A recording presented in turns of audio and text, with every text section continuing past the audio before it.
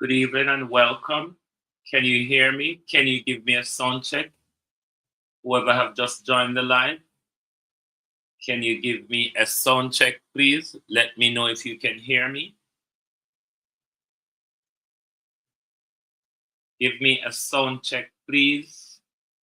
Let me know if you can hear me. Can you hear me out there on YouTube?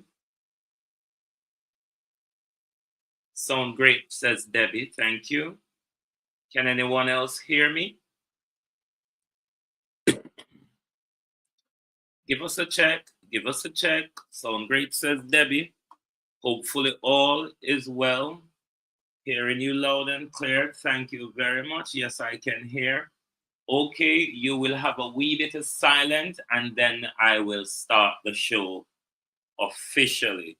So thank you all very much. I'll demonstrate to you the hittle to piddle when I come on screen. So bear with.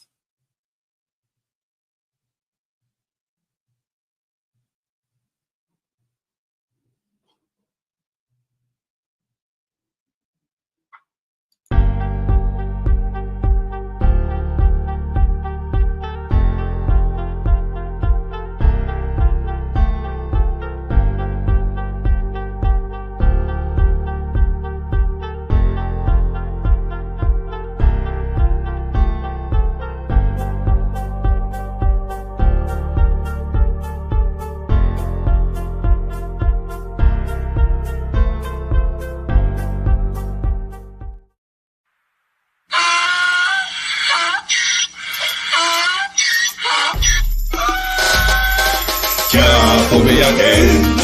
You can't fool me again.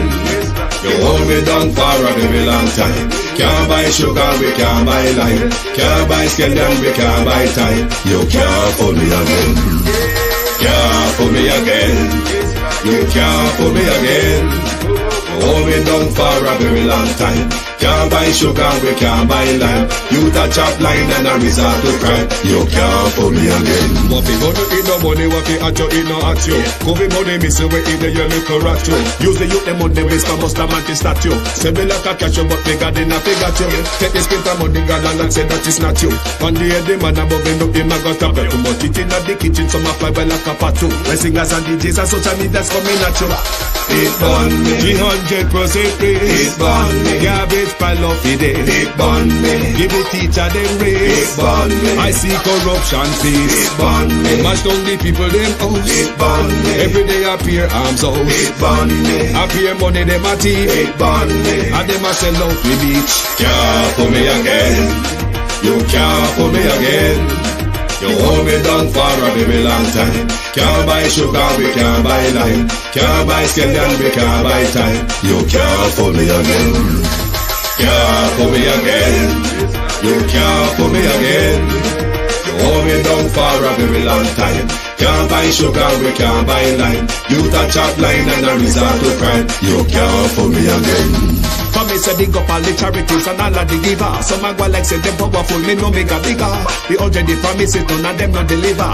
Cut up the youth and rap and they down in our river.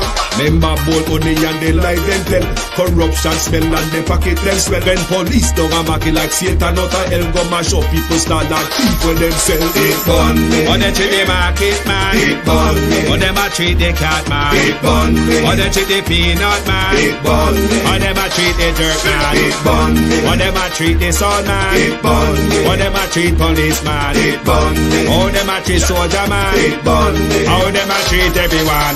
Can't fool me again. You can't fool me again. You hold me down for a very long time. Can't buy sugar, we can't buy lime. Can't buy scallion, we can't buy time. You can't fool me again. Can't fool me again. You can't. Ever wondered what makes TV so powerful in Jamaica? Time to find out. Welcome to Global TV Group 358, where television meets innovation. We're not just about shows, we're about shaping society. In Jamaica, TV keeps you informed, connects diverse voices, and supports democracy. Imagine a Jamaica where broadcasters unite, sharing data and collaborating globally. That's us, a unified voice in the TV industry. Did you know TV advertising is still king? It drives website traffic, boosts brand equity, and powers integrated campaigns. Even in an age of digital, TV stands strong, resilient in tough times. Our Global TV Deck is your treasure trove of insights and data. With charts, graphs, and success stories, it's your guide to impactful TV advertising. Curious to learn more?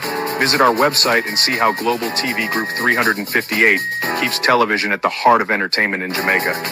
Get ready to binge watch the future. Thank you. Thank you. Good evening and welcome. I hope you can hear me. Reassure me once more that you can hear me so I know that the problem is solved, so I can go ahead and continue the program. Sorry for this morning disastrous start. I have no idea what took place. Loud and clear. Thank you very much. All right, now I have to fix around myself. You're viewing me on the main screen that I normally use, but you will see on the screen, I think to the right, on your angle, yes, to the right, that me in the little round circle there. So I have to come into the studio twice. I have to use my MacBook today, and I have to use my MacBook for ages, must be about since May. So I have some I talk to you from, and you know watch me from here. So I turn off that camera for it don't confuse me. So good, we can continue. Thank you all very much and welcome to my community party and all my family members, platform moderators, membership holders, viewers, subscribers, commenters, and trolls. Good evening and welcome. Good evening to Instagram. Good evening to TikTok. And yes, on YouTube, who was having the problem. Good morning. This morning, good evening and welcome. Real sweet, Debbie Jarvis TV. Good evening, good evening. Good evening, producer Wayne. I see you in the comment. Good evening, sunshine. Good evening, Abina Sarkodi. Started here. Good evening, Joe Bin. Put it down. Good evening, Empress David. Noel Bonner. Good evening. Suzette Williams, Pauline Russell. Good evening and welcome. Make sure to hit the like button. Good evening on TikTok. Let me see. Bigger, Amazing Smith. Good evening. Europeanist on IG. Good evening and welcome. Thank you for joining us. Brenda Elson, Elder Fletcher, good evening. As I was saying this morning, which you were not hearing because of the nonsense YouTube or StreamYard brought us this morning, it almost seems as if the fall of Hollywood and the fall of wholeness is coinciding at the same time. Another Hollywood mogul has been named in a lawsuit. Jay-Z has been named in a lawsuit along with Diddy. It was a lawsuit that was filed from October, but it was refiled in the last 48 hours or so to include Jay-Z's name. So Hollywood is turning on its head. One wonders if there will be indictment coming following that lawsuit. As we see after certain lawsuits for Diddy, indictments start coming. But the matrix is over. For those of you celebrity lovers who loved and are crazy about celebrity, the matrix is up. It's all falling apart for the powerful and the mighty. Let's go over to Fox 26 and get an update on the Diddy Jay-Z situation. of raping a 13-year-old girl accused, along with Sean P. Diddy Combs. A Jane Doe in a lawsuit says the assault happened at an after party that was following the MTV Video Music Awards in New York City back in 2000. Jay-Z responded with a statement on X calling the allegations idiotic and an attempt at blackmail by a prominent Houston attorney that we all know, Tony Busby, who represents that Jane Doe in the lawsuit. Today, he filed a motion, that being Jay-Z, to dismiss the lawsuit. Busby also released a statement last night saying he sent a demand letter in an attempt to settle this case, and his client in the so-called blackmail attempt didn't talk about money in that demand letter. He also requested that the accuser identify herself publicly, that being from Jay-Z. Joining us to talk about it here on The Factor Uncensored are attorneys Oliver Brown, Bayoji Akingbala, and The Factor's digital producer Ajibola Buduran. Glad to have you all on The Factor Uncensored. First of all, your thoughts about this. It's getting ugly. And a major celebrity. It's a major celebrity, and look, I'm not going to get into my personal beliefs. I know that Tony Busby, he's a world-known attorney, right? I want to know what made him feel compelled to go ahead and file this lawsuit and go about the way that he did it. I know that he wouldn't go about something to just be frivolous, so there must be something more to it. But I still am a little bit reserved as to this is supposedly happened 24 years ago, and it's just now coming out. It's only happening once the federal charges happen against. Is it possible these could be powerful individuals we're talking about? Jay-Z, and only allegations, Jay-Z and P. Diddy, and that person, the so-called Jane Doe, didn't have the bravery to come forward and say this? Well, I believe any 13-year-old being in those type of situations wouldn't have bravery to come forward against grown men that did that to him. So, I don't believe that that's going to be a determinant factor based off of the age. It's going to become, are they going to be able to prove how she got there, and then that she was in fact there and that happened? And I think that's going to be a very steep hill to climb. It does come across a little bit, at an inconvenient time of filing this lawsuit. Why didn't this happen? Why wasn't the lawsuit filed 4 years ago after all the Bill Cosby things and things like that, when it has become more socially acceptable based off of the Me Too movement? So, again, a 13-year-old is not going to have the bravery to come forward at that time. So nobody should, shame a 13-year-old girl for going through something traumatic. We just want to know if it's true. If it's true or not. Yeah. And then how can you prove it? And that's going to be a difficult task. Bayoji, your thoughts on this? I think one thing that Mr. Busby has in his favor is the standard by which the civil courts are going to have to weigh this. It's not a criminal case. They don't have to prove this beyond a reasonable doubt. They have to prove it by the preponderance of the evidence. And this means... And for the average viewer who doesn't know what that means, what does that mean? It just means that you have to prove more likely than not that it happened. Tipping the scale to, let's say, 51% in your favor with respect to the evidentiary standard. Now, Mr. Busby had a press conference a few months back, and during that press conference, he stated that the civil lawsuits that he was moving forward with were ones that were vetted by his office. He stated that he hired an investigator, that investigator gathered further corroborating evidence. And so I'm very curious to see what corroborating evidence he has that he thinks can meet that low burden of proof.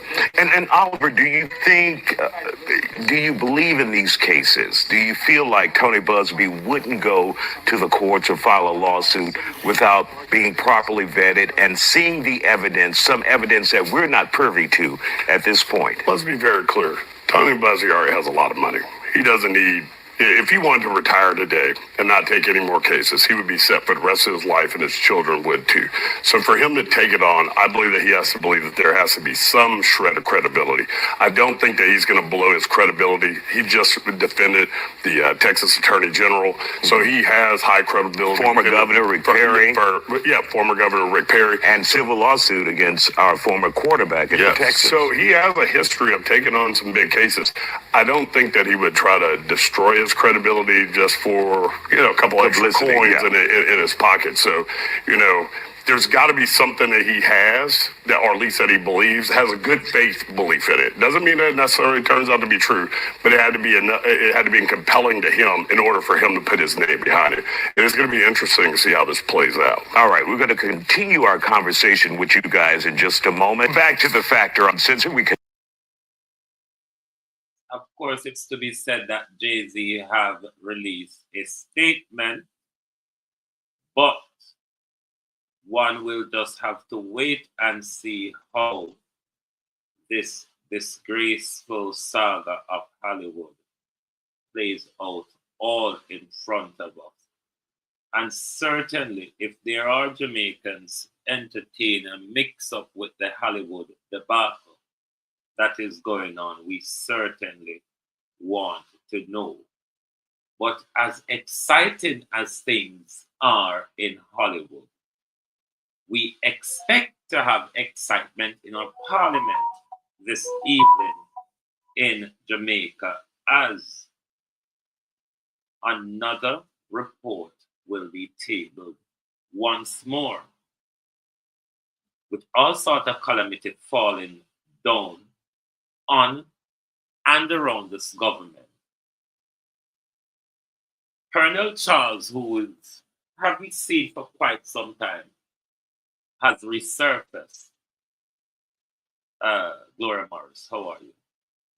Colonel Charles has finally resurfaced, Colleen Richards, because the junior doctors are on strike across the country, and Ministry of Labor has a lot to do with it when it's about work, pay and working condition. Let's listen to what Colonel Charles has to say about the issue.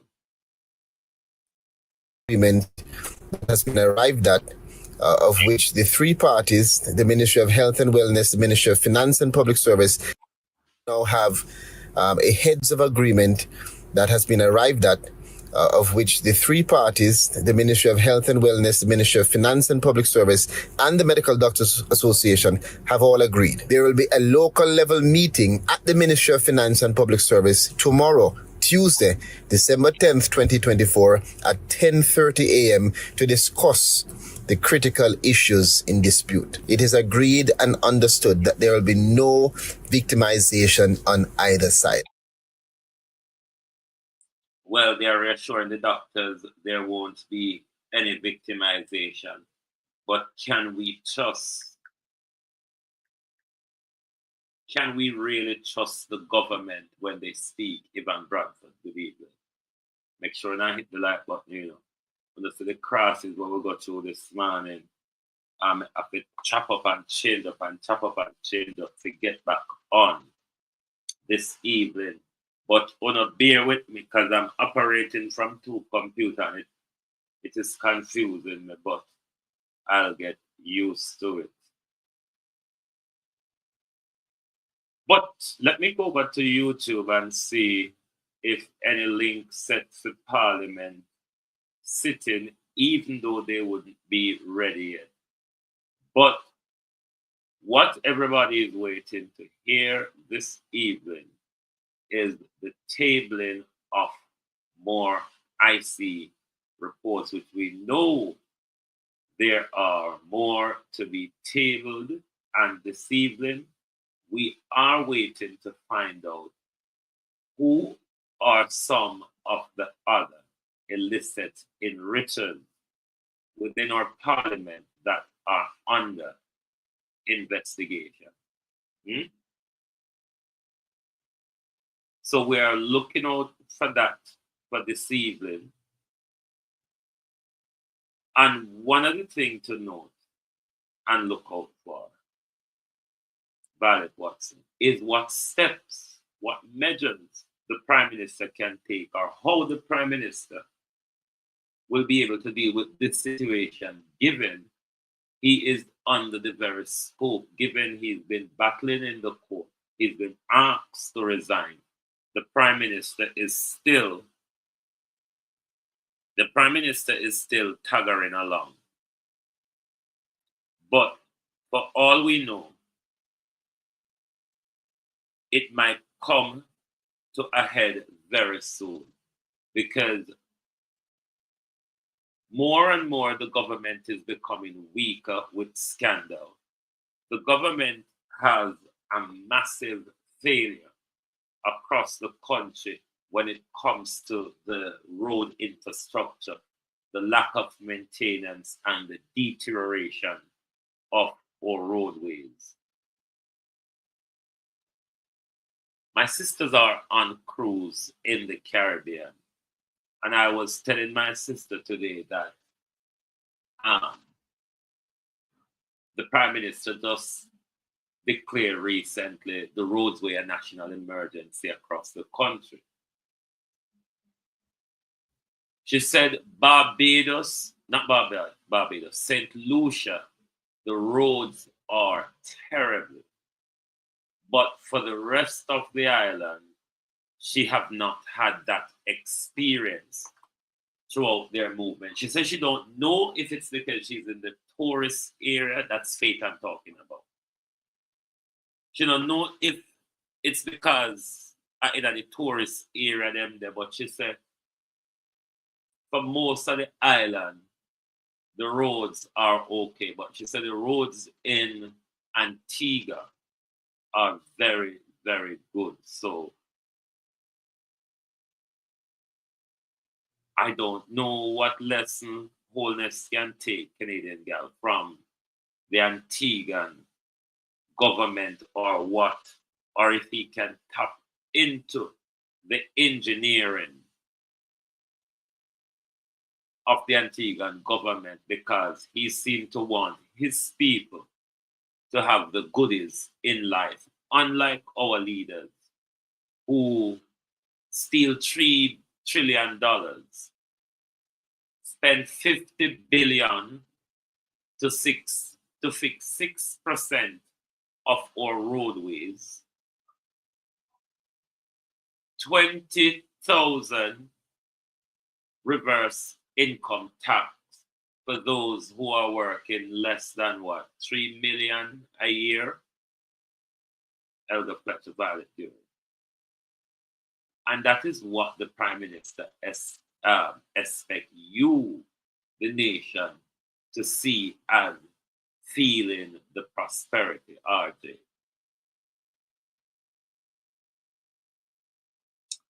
Randy Thompson. The roads across the country don't be. It's one of the things that the Prime Minister was planning to run around the country and tell us, look at our road. Prime Minister, you say God not sleep. You say God not sleep, Prime Minister. The one thing you was planning to campaign rigorously on, it just mashed up in front of your eyes, so, as well as the economy that we were being told how good the economy were. But now, it's all falling apart. We've contracted, 2.8%, I think they've said. Nigel messed up our final budget. More and more agency driver 5, well gone, bro. More and more we're finding out that more and more money is going missing. As Isaac said the other day, them thief a lot and then say, hey, silly clear. Is exactly what this government is doing to us. For a Prime Minister to have rolled back, the road maintenance fund, allow the road network across the country to fall into utter collapse to the point of where it's taking lives in all different forms. Bicycle man a Joan, bike man a crash, car a crash. So it's a competition between the gunman them and the road, who kill more of we first, or who analyze, TikTok, who analyze most of us first. That is the competition.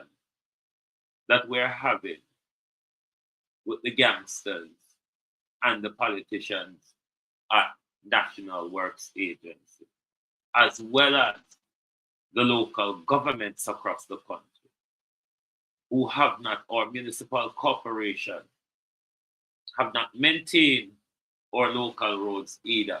Both PNP and JLP claims to. But I don't hear proper opposing cry as to what is happening in our country, as how our country is falling apart under a government who continue to scrape and scrape and scrape for themselves. And we the people only take with own little time and get poorer and poorer. This government rant about, or the Labour Party rant about, the minimum wage. Fair enough, we're not taking it from Andrew Holness that twice within 6 months, the minimum wage was pushed up. It was pushed up from 7,000 to 9,000. It was pushed up from 9,000 to 7,000 to 9,000, and then it was pushed up to 15 or so, if I saw my maths go. You cannot take that from the Prime Minister.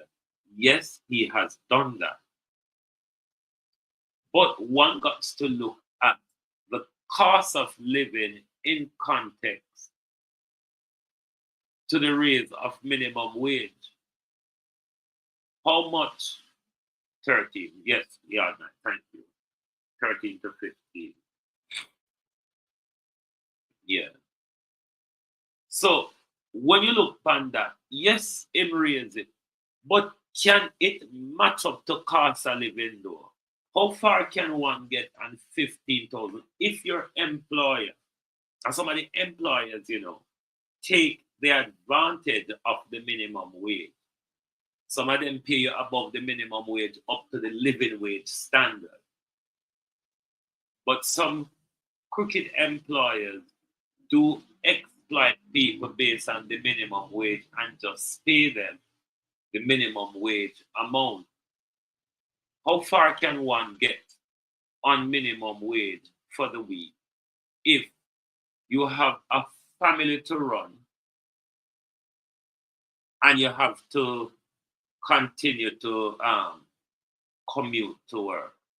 It really isn't much. Of course, them put it up, but it's a dip in the ocean compared to cost of living. You can't go in a shop. You can't pay bills.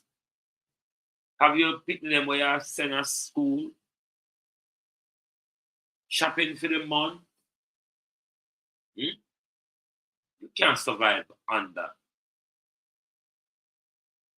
We know the cost of living situation is a global problem, especially since the Ukraine war.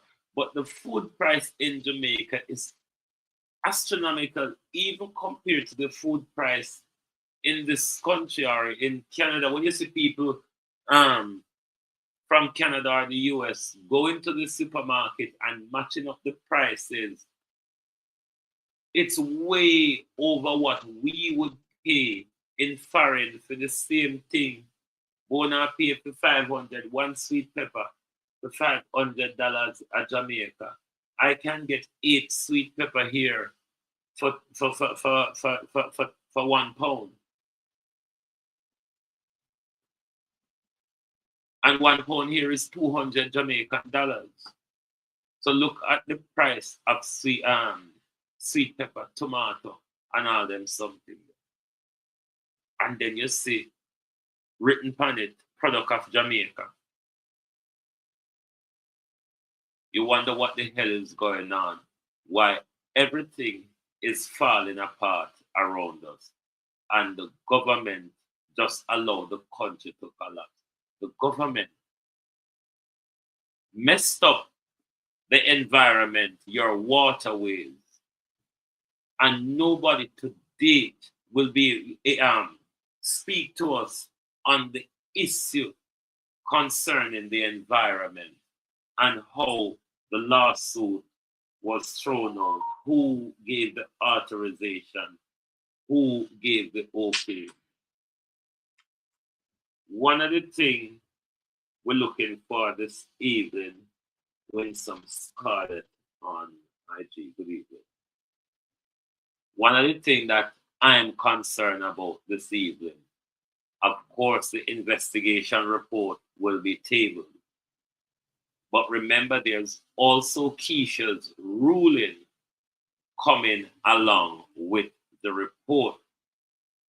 And as we are aware that we've seen quite a few times where Keisha tends to give biased ruling or protect certain people, i.e. we've seen twice where she's refused to refer the Prime Minister for prosecution.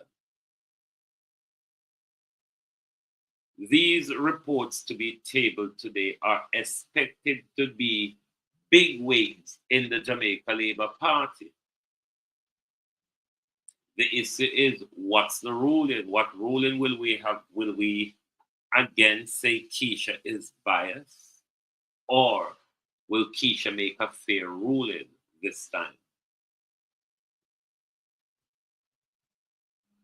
Ask yourself the question, though, can this government continue like this?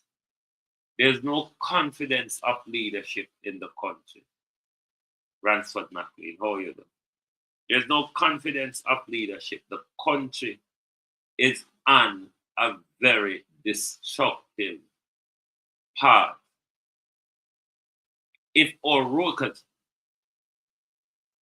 you see our roadways, especially our main thoroughfare, which comes under the responsibility of the National Works Agency that the Prime Minister leads, one of the many, it is to be said,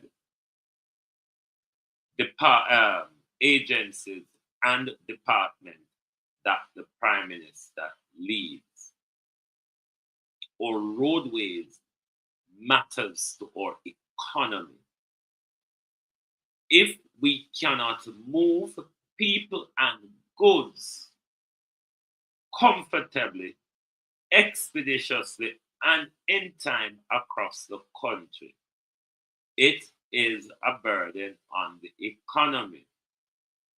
This Prime Minister, who hailed good economic management continuously, one would have thought that this Prime Minister would see our roadways, the main thoroughfares, the one that he's responsible for under the National Works Agency, would have been upkept because they would drive the economic productivity across the country.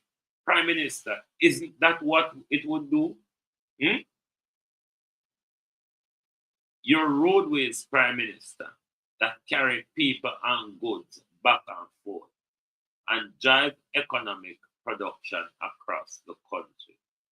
How is it that you, as a Prime Minister, the Minister of the National Works Agency, you allow something, that's what I mean, understand this Prime Minister here, something that is so essential to your good economic management. You allow it to fall apart to the point where you are now declaring it a national disaster? No. You're only realizing now. You mean all the fly over the country, all your drive all around the country. You've never seen that the maintenance of our roadways are in bad condition. You think because of 2 or 3 weeks of rain, we're going to run around and tell the story that rain has damaged Jamaica? A first Jamaica have rain? A first Jamaica have rain for weeks? Huh? A first Jamaica have hurricane. A first Jamaica have tropical storm. Because the roads weren't maintained. The gullies and the drains are not being cleaned. Michael Wagwan, Ivan Riley. The gullies and the drains are not being cleaned. The roads are not being maintained. So of course, all of it are going to fall apart. But it's surprising that something that is so connected to your good economic management, you didn't see that you must upkeep the thoroughfare, the economic zone of the country, the economic corridor, rather. Oh, you think it's only highway or the economic corridor? No, we don't have St. Elizabeth and Westmoreland. We don't have that highway economic corridor. We still have the ancient economic corridors that we know and are aware of. But you never see it fit, Prime Minister. And you think to say, because you declare it a national emergency, there's something to be joyous about. And given, Prime Minister, that you declare it a national emergency, yeah? You thief $3 trillion and you could only put 2 billion, because the national disaster that you have declared, Prime Minister, you've only allocated $2 billion, because Spark and Reach, the 45 billion of Spark, the 3 billion of Reach is not involved in this. They have their own allocation. 2 billion. 2 billion you could allocate. The country is in a national emergency, and you could only allocate $2 billion. Declaring the road conditions a national emergency. Wanna clap for? No, but I just want to explain to me what I clap for. Okay, I'm going to give you the benefit of the doubt, so now clap because I'm happy so our Prime Minister actually come to the realization, so we have a national emergency and an impending disaster upon our hands. Outside of that, what is there to applaud? This is not a national emergency because our Honorable Prime Minister declared it to be so. It is a national emergency because of the myriad near-death experiences that Jamaicans have on a daily basis, trying to navigate the arduous and treacherous journeys, just trying to get to work, or just trying to drop a kid off at school, or just trying to get to the doctor to make a quick run to the supermarket. This has been a national emergency. The fact that Jamaica is the place where motor vehicles go to die renders this beyond a national emergency. Oh, our roads have become deplorable because of the constant rains. When has it never rained constantly in Jamaica? Everybody knows that we sit down smack in the middle of highway hurricane. Now, I'm definitely not a politician and I'm not the brightest crayon in the box. But in my novitiate mind, given the fact of our geographical location and how flood prone we are, doesn't it stand to reason that would make the requisite budgetary allocations relative to road repairs in preparation for a worst case scenario? I have traversed this strip of road from Spaldings to Burbridge on multiple occasions in recent times, and it is a crying disgrace. The lives of Jamaicans are endangered every day traveling on that piece of road. One section broke already and one whole truck go over there, and there's another section right now that is the grace of God alone to hold it up. Same for the strip of road from Greenville roundabout out to Spur Tree, leaves much to be desired. And this is the main thoroughfare that connects Manchester to Western Jamaica, because we don't have any central to west leg of Highway 2000 yet. And these are two of many pieces of road in Jamaica that are not just in need of dire repair. Hurricane season every year.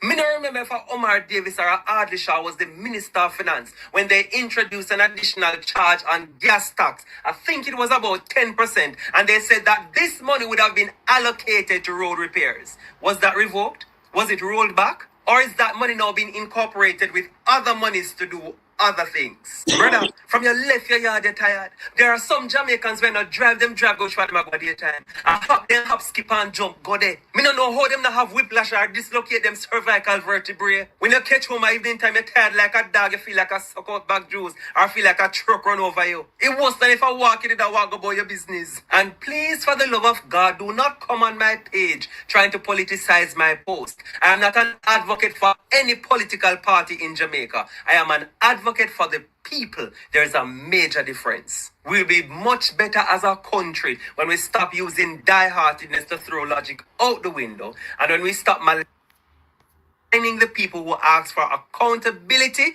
on the part of the people that we have elected. Jamaica is a beautiful, beautiful island. We are constantly in the spotlight. We're very attractive. We have the world's attention. There is absolutely no way that we can be all that and a bag of chips. And at them road we have. Do something, Prime Minister. It requires and demands that something is done. $6 billion. $2 billion is nothing to deal with what the Prime Minister has declared as national emergency. Let me just look over YouTube if Parliament sitting set up yet. Because if them think to say, we now dodge them today and look upon the disgrace of this government that continues to unfold in front of our eyes. You cannot make it up that so much people in one party is under the illicit probe. You just cannot make such things up. And this Prime Minister promised us how much he's going to do for corruption in this country. How much he's going to tighten up the institution and the legislative framework to make sure that this country tackles corruption. The problem, though, is that this Prime Minister leadership is being mobbed by corruption. There isn't time to take a break from the scandal of this government from weekly up onto what we're waiting for today. And it's going to continue to roll along because maybe it's just 2 or 3 that will be unveiled. Today, there's going to be more to come. We have to just wait and see who the reports concern. I watched him last night at London.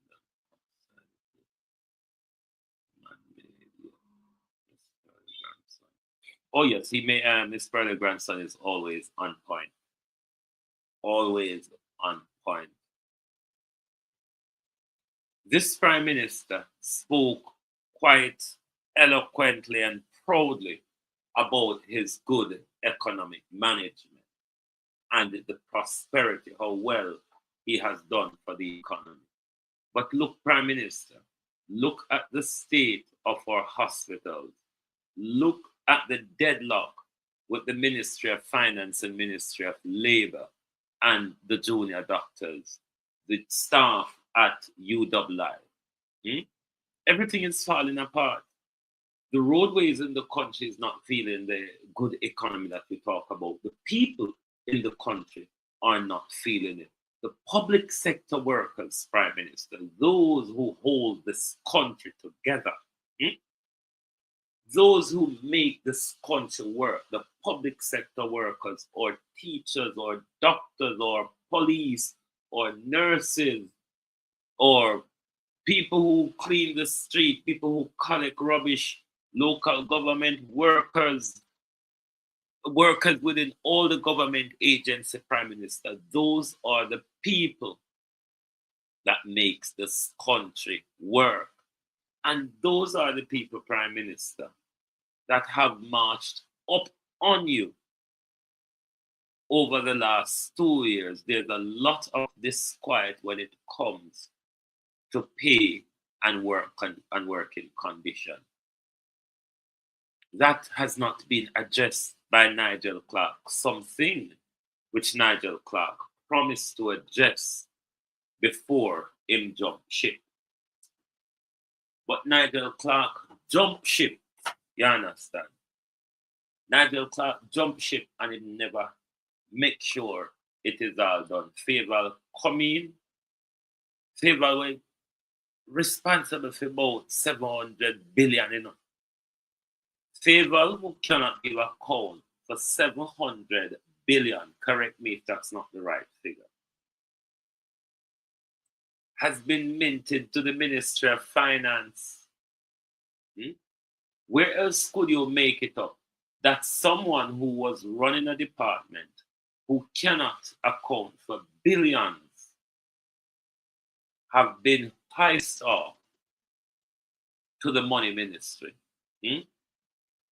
So if Favour couldn't give an account for 700 billion over there, so what do you think it's going to be now that Favour in the middle of the chase? In the chase Favour there, but this government say he's going to tighten up corruption. He's going to tighten up the institution and legislative framework. This government, though, is in court challenging the institution, challenging the legislative framework. They just couldn't make it up. 19. I couldn't leave this stage without saying to you that corruption is not an issue that occupies the front of my mind. I couldn't leave here today and say to you that we still need to tighten up on the new anti-corruption systems and framework that is in place. In a sense, if you were to compare Jamaica to all the other countries in the Caribbean, our framework for anti-corruption would be the most advanced.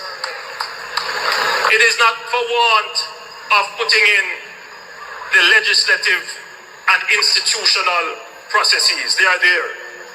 But you have to bear in mind that we are also very new on the scale of dealing with anti-corruption issues. So there is a learning curve that we are going through.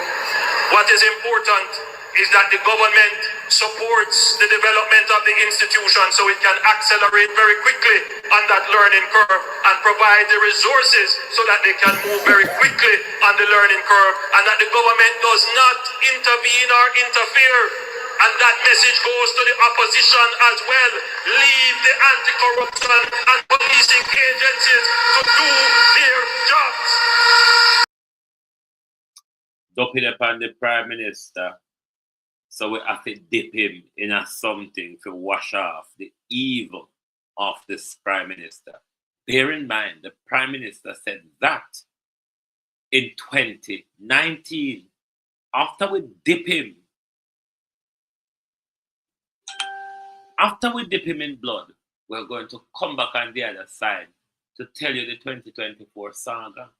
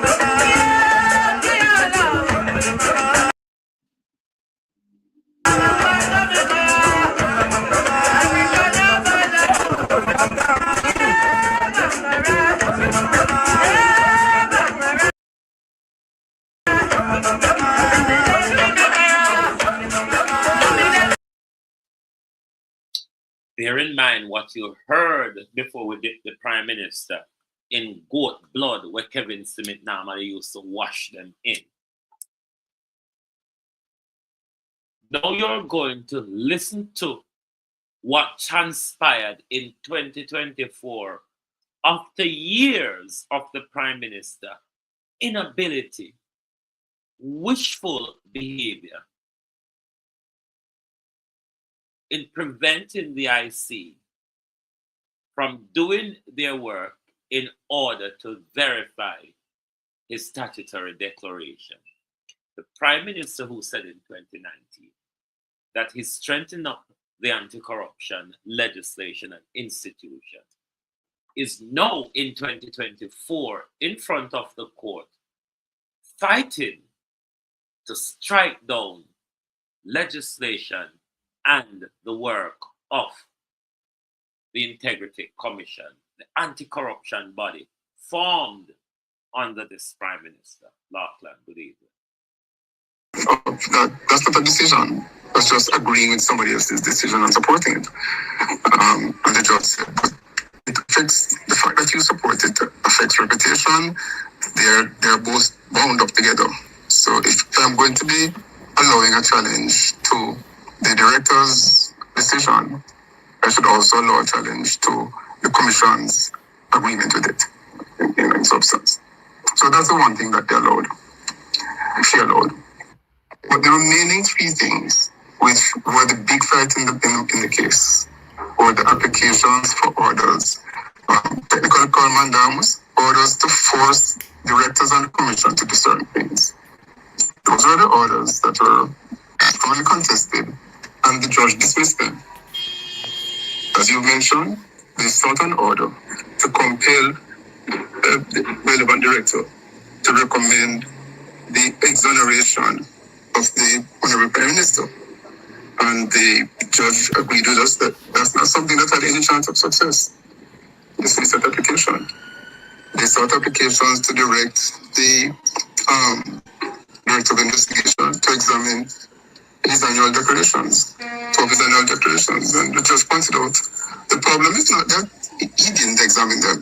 The problem is that having examined them, he came to certain conclusions as to why they could not be finalized and could not be accepted. So the judge said it would be hopeless to seek an order to force him to examine them. But he did. That's not the problem. And so the applications to direct the directors or the commission to do specific things, all of those were rejected by the court. And there's no doubt why, as the judge points out at the end, having made various rulings, the Prime Minister and the other applicants applied for leave to appeal against the judge's judgment, which again, after submissions, she rejected. So that's a very long summary, but no, that's actually not very long. That's very concise considering the involved nature of the ruling. So what happens now? Right. So the judge fixed a date for the first hearing. Under the law, once he grants leave, the applicants must file a claim within 14 days. That means they must file a claim by December 20. The rules also say that the judge must fix a date for the first hearing of that claim. And she's fixed January 7, which is the earliest possible date, just as the court returns from vacation. So by December 20, the applicants, assuming they're still proceeding, should be filing their claim. And then we should all be back before the judge on January 7 for her to give directions such as fixing a trial date, directing will the trial be before a full court of 3 judges or 1 judge, things like that. 19. I couldn't leave this stage without saying to you that corruption is not an issue that occupies the front of my mind. I couldn't leave here today and say to you that we still need to tighten up on the new anti-corruption systems and framework that is in place. In a sense, if you were to compare Jamaica to all the other countries in the Caribbean, our framework for anti-corruption would be the most advanced. It is not for want of putting in the legislative and institutional processes. They are there. But you have to bear in mind that we are also very new on the scale of dealing with anti-corruption issues. So there is a learning curve that we are going through. What is important is that the government supports the development of the institution so it can accelerate very quickly on that learning curve and provide the resources so that they can move very quickly on the learning curve, and that the government does not intervene or interfere.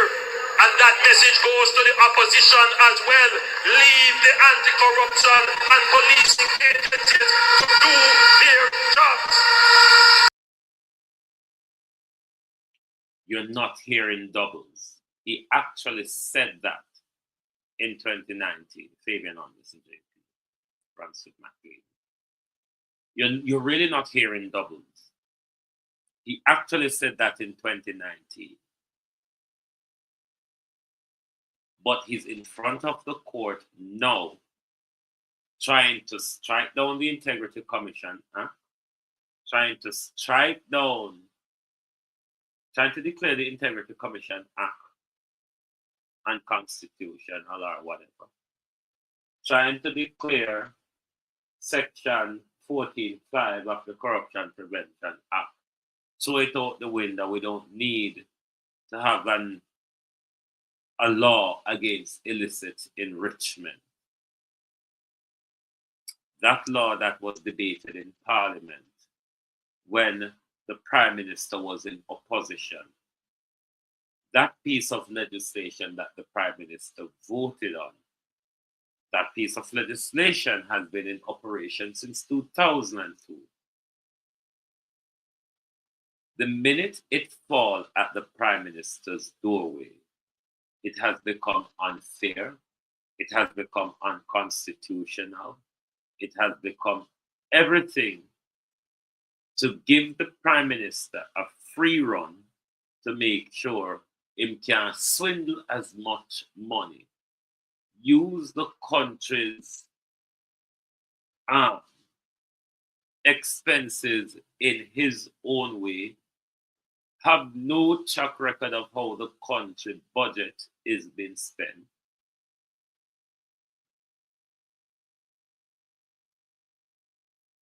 Continuous eating of a contract from central and local government is the reason why everything has just fall apart around us. Because everybody is there to secure for themselves. Nobody is thinking about us, the people. It's about them securing power, and power secure their wealth. That's all them there they find. It is the reason why you see it is so treacherous for us as a country till today. We roadway them pop down and mash down. Colleen Stewart. Everything has fallen apart. But my people, sorry about this morning, and for you who would have watched back this live after the recorded live. Sorry about the technical difficulties this morning. Those were circumstances beyond my control. Nevertheless, we funnel and findle our way through, and we get back online to you this evening. I'm going to go away now and keep an eye on Parliament, Colleen Jones. Keep an eye on the notification, because if things are going in a Parliament, I'm going to come on swiftly. So make sure we keep an eye on what is going on. Let us plug our jingle before we do anything else. If you don't like missing out on the latest shows but still enjoy classic hits, then Global TV Group 358 is your perfect match. Global TV Group 358 isn't just another channel, it's your ultimate TV experience. From breaking news to binge-worthy dramas and timeless classics, we've got it all. Our unique blend of original content and global favorites means there's something for everyone. And guess what? With GTVG's seamless streaming, you can watch anywhere, anytime. Plus, our interactive features let you be part of the action. So, whether you're a seasoned binge watcher or a casual viewer, Global TV Group 358 is here to keep you entertained day and night. Don't just watch TV, experience it with Global TV Group 358. Subscribe now and never miss a moment. So make sure to keep an eye on the notification, because whatever is going on in Parliament, we're going to jump on and listen to them. So thank you very much for turning up this evening. And once again, sorry about this morning's debacle. We hope to continue to serve you in this space. So thank you very much for being here, and good evening from the Global Television Group.